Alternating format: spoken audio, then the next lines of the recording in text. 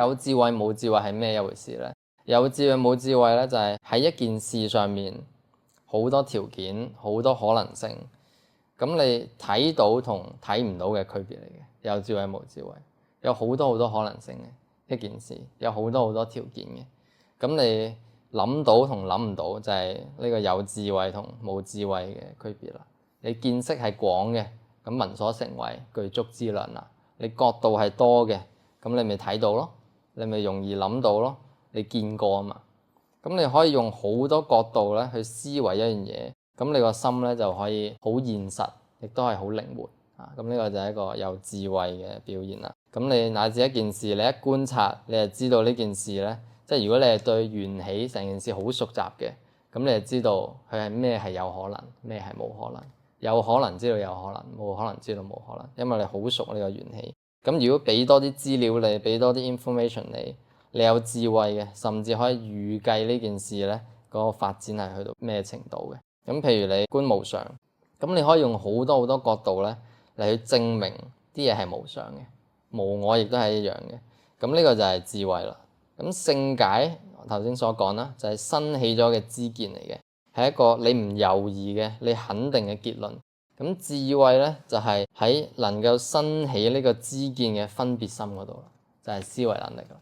勝解就係嗰個結論，咁智慧就係嗰個思維能力生起呢個勝解嘅。咁你有智慧，你先可以觀到無常同埋無我嘅。咁對人哋嚟講咧，一件事可能冇佛法嘅含義嘅，山河大地就係山河大地。咁但係你喺念念之中咧，你都可以確認佢係無常，佢係無我，佢係佛法嚟嘅。咁呢個就係講緊你個角度啦，呢個智慧啦。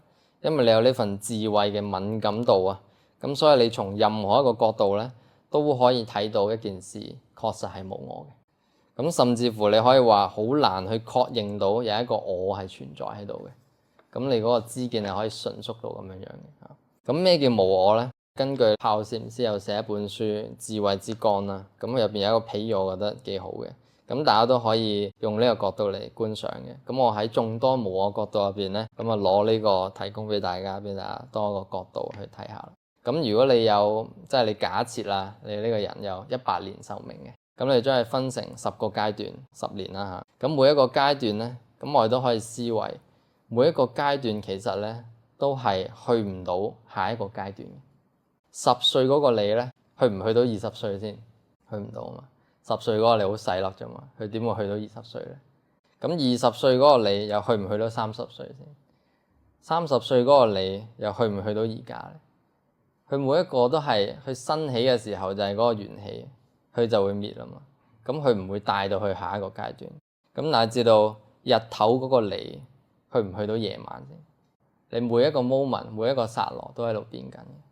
行路從隻腳提起向前放下，每一個階段咧都去唔到下一個階段。我哋話冇相續性啊嘛，諸法係冇相續性。咁你有緣起因緣和合，咁佢前面影響後邊，佢哋只係緣起嚟嘅啫，從來都冇存在一剎那嘅。咁同我哋個心都一樣，從來都冇實體嘅嘢係存在過，只有我哋嘅諗法嚟嘅啫。咁我哋仲要成為啲乜嘢咧？咁我哋仲要去除啲乜嘢煩惱咧？咁就唔需要。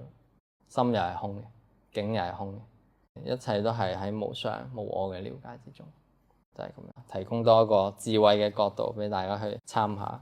咁嗰陣時，我記得我俾蚊咬都係差唔多咁樣諗嘅，係啦。我話點會有我咧？咁嗰啲食物係咪我咧？如果係我，咁而家又係唔係我咧？咁下一個又係咪我咧？咁當你咁樣去思維嘅時候，咁就會容易得出個冇我嗰個感覺。